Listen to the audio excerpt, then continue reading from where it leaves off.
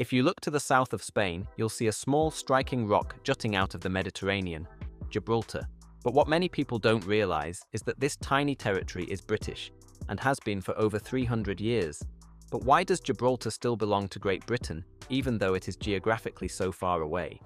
And why is this small piece of land of less than 7 square kilometers so important? Gibraltar was originally occupied by the Muslims, but as a result of the Reconquista, it was reconquered by the Spanish crown and officially annexed by Spain in 1462. However, Spanish rule only lasted 250 years, when the War of the Spanish Succession raged in Europe in the early 18th century. The issue at stake was who would inherit the Spanish throne after King Charles II of Spain died childless. Several European powers, including France and Austria, fought for control of Spain and its vast colonial territories. In 1704, in the midst of this war, British and Dutch troops attacked Gibraltar and captured it from the Spanish. The strategic value of Gibraltar was obvious. It lies directly on the strait that connects the Mediterranean to the Atlantic, and therefore controls one of the most important waterways in the world. Whoever holds Gibraltar controls access to the Mediterranean, and therefore has a decisive advantage in military and economic matters.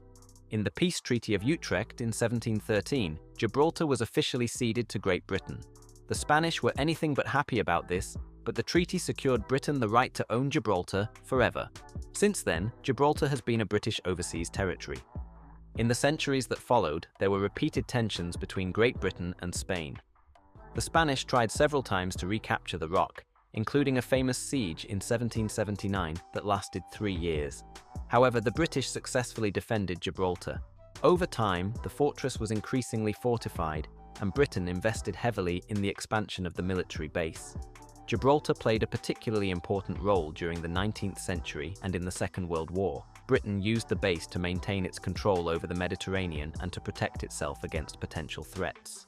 But why does Great Britain still own Gibraltar, even though Spain has laid claim to it for centuries?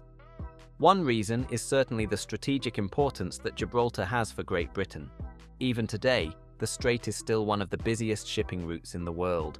Around 120,000 ships pass through it every year, and the UK has a vested interest in controlling this access. But there is also a political and cultural aspect. The people of Gibraltar feel themselves to be British. In 1967 and 2002, there were referendums in which the inhabitants could vote on whether they wanted to belong to Spain. Both times they voted overwhelmingly in favour of remaining British. Spain is still calling for the territory to be returned, arguing that it is a question of territorial integrity. However, the UK points to the desire of the people of Gibraltar to remain British, and to the agreements in the Treaty of Utrecht.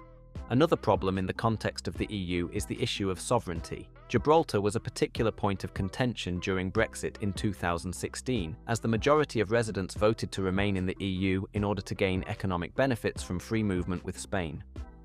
After Brexit, the UK, Spain and the EU had to negotiate a new agreement to regulate Gibraltar's future. Despite tensions, Gibraltar remains under British control, but future border arrangements could change. To summarize, Gibraltar remains a highly strategic territory for the UK. The inhabitants' close ties to the UK and the historic Treaty of Utrecht give the UK a strong case for retaining Gibraltar. However, the political landscape is constantly changing, and how relations between the UK, Spain and the EU develop over the next few years remains to be seen. What do you think? Should Gibraltar rejoin Spain or even become a separate state? Let me know in the comments. If you want to know why the Dutch sold New York to the British in the 17th century, I can recommend my video about it. Thanks for watching and see you next time. Ciao!